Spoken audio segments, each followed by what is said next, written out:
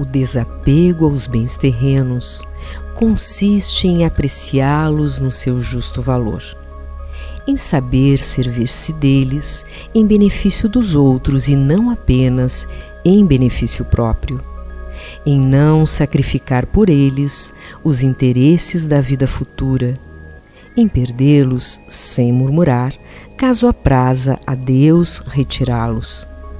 Se, por efeito de imprevistos reveses, vos tornardes qual Jó, dizei como ele: Senhor, tu nos havia dado e nos retiraste.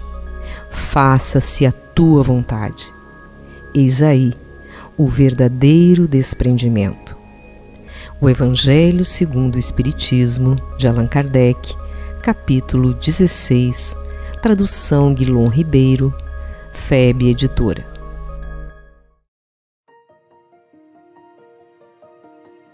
A visão de cada servidor do bem sobre a sua tarefa no mundo tem se constituído no grande e impostergável desafio para tantos quantos são chamados pelo Mestre ao serviço de edificação do amor e da paz nos corações humanos. O fruto estava a ser oferecido. Conversava Cepé à sombra das centenárias árvores, que generosamente ofertavam frutos sazonados para saciarem as tribos. Entre a degustação de uma e outra pitanga madura, ele avaliava com o Padre José o encontro que tiveram com os demarcadores de terras, quando estes tentaram avançar no território dos Guaranis e, mais uma vez, foram detidos pela autoridade daquele índio valoroso e pela barreira de milhares de guerreiros dispostos a impedir, a qualquer preço, a invasão anunciada, mesmo que fosse com suas próprias vidas.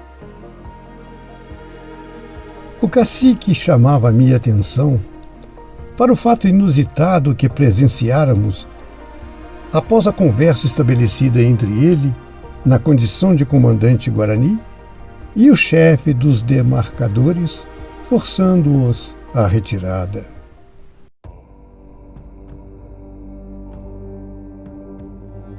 O acampamento foi montado para a vigília e para que tivéssemos a certeza da desistência dos espanhóis, quando, ao raiar do dia, um toque de trombeta se fez ouvir na vastidão da planície e um grupo de soldados avançou em direção às fileiras indígenas, carregando a bandeira do armistício. Cepé, sempre presente nas situações que demandava liderança, aprumou-se junto aos seus oficiais, alinhando os guerreiros que ficaram em prontidão. Os soldados estacaram a uma distância onde podiam ser vistos e ouvidos. O oficial deles adiantou-se e disse: Estamos aqui, comandante CP, para agradecer-lhe a generosidade, mesmo sem permitir a realização do nosso trabalho. É inegável a bondade com que nos tratou. Temos ouvido histórias sobre a bravura dos seus guerreiros e pensávamos que se desagradássemos os seus chefes, seríamos mortos e submetidos aos piores suplícios. Todavia, não foi o que aconteceu. A sua firmeza foi repassada de magnânima gentileza. Por isso, queremos presenteá-lo, bem como os seus soldados, com lembranças trazidas da corte.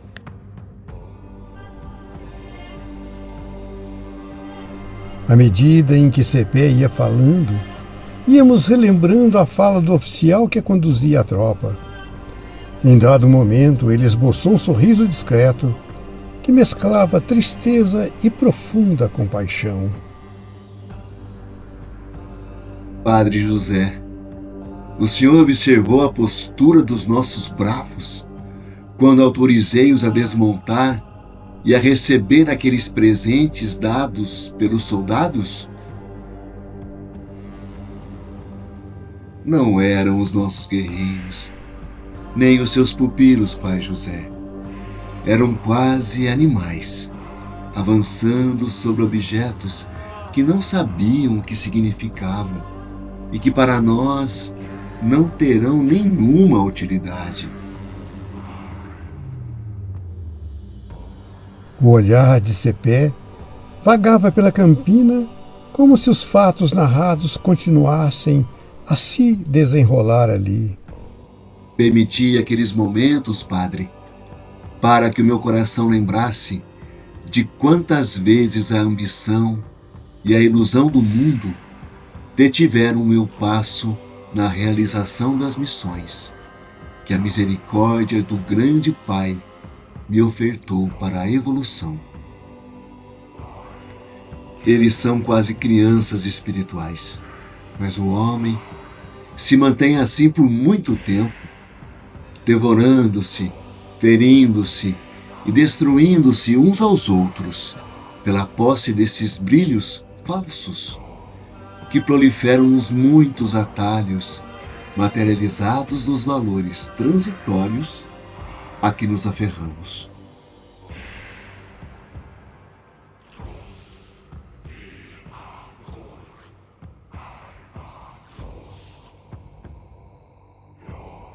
Valores transitórios, em contraste com a vida futura, anunciada por Jesus. Em todas as circunstâncias e passagens do seu Evangelho, nosso governador planetário apresentou a vida futura como a meta de entendimento da humanidade e constituindo-se como objeto das maiores preocupações do homem na Terra em situação evolutiva mais avantajada. No magnífico texto O Ponto de Vista, que vamos encontrar no Evangelho segundo o Espiritismo, o codificador Allan Kardec, assertivamente, vai explicar a noção de vida futura. A ideia clara e precisa que se faça da vida futura proporciona inabalável fé no porvir. Fé que acarreta enormes consequências sobre a moralização dos homens, porque muda completamente o ponto de vista sob o qual encaram eles a vida terrena.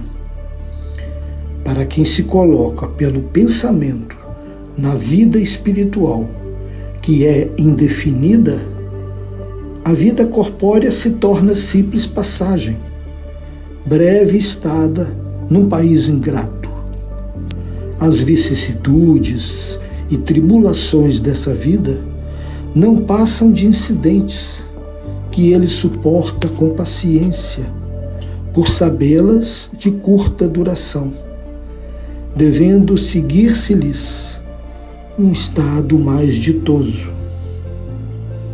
A morte nada mais restará de aterrador, deixa de ser a porta que se abre para o nada e torna-se a que dá para a libertação, pela qual entra o exilado numa mansão de bem-aventurança e de paz. Sabendo temporária e não definitiva a sua estada no lugar onde se encontra, menos atenção presta às preocupações da vida, resultando-lhe daí uma calma de espírito que tira àquela muito do seu amargor. A profundidade dos conceitos de Cepé se coadunam com a doutrina espírita, avantajado em seu olhar além de seu tempo. O cacique das missões, o guerreiro da paz, tinha já na época colonial, marcada pela barbárie humana, vivificado dentro de si a verdade, que é transversal às existências e às civilizações. A noção da vida futura, a transitoriedade da matéria e nossa filiação divina. Impactado com a atitude introspectiva de Cepé, Padre José se entregou a ilações. Fiquei meditando sobre as palavras profundas daquele sábio que ali estava, exilado em meio a uma terra esquecida no sul do Brasil, recolhendo na convivência com almas em estágio evolutivo muito aquém da sua compleição espiritual, o fortalecimento da têmpera para servir a Jesus. É sabido que seres missionários aquecem renascer no seio de civilizações que necessitam do impulso do amor para evoluir, apagando-se no labor árduo de semear o progresso em almas colocadas sob a sua responsabilidade, suportando o látego da incompreensão e respirando em atmosfera de grande solidão. Senti que as lágrimas escorriam pela minha face, caindo sobre o peito e encharcando a batina empoeirada. Quantas vezes eu, que fizera voto de fidelidade ao Cristo, renunciando aos bens materiais, também havia deixado que os impulsos inferiores, os interesses do poder temporal, o desejo de usufruir de comodidades e do descanso indevido me retardassem a marcha. Recordei as razões que me trouxeram para o Brasil. Entre tantas oportunidades, vir para estas terras promissoras foi uma oferta dos meus superiores com uma chance abençoada de trabalho e renúncia, mas sempre foram por mim recusadas. O receio das dificuldades que sabia iria enfrentar, aliada à minha índole, amolentada pelo conforto da corte, não me permitiram aceitá-las, até que a dor veio esculpir-me a alma entorpecida. Da noite para o dia, de confessor das maiores expressões da nobreza, passei a inimigo da coroa. As perseguições chegaram. As minhas insurgências com os desmandos e arbitrariedades valeram-me um libelo, para o qual o Brasil foi o caminho encontrado para preservar a vida.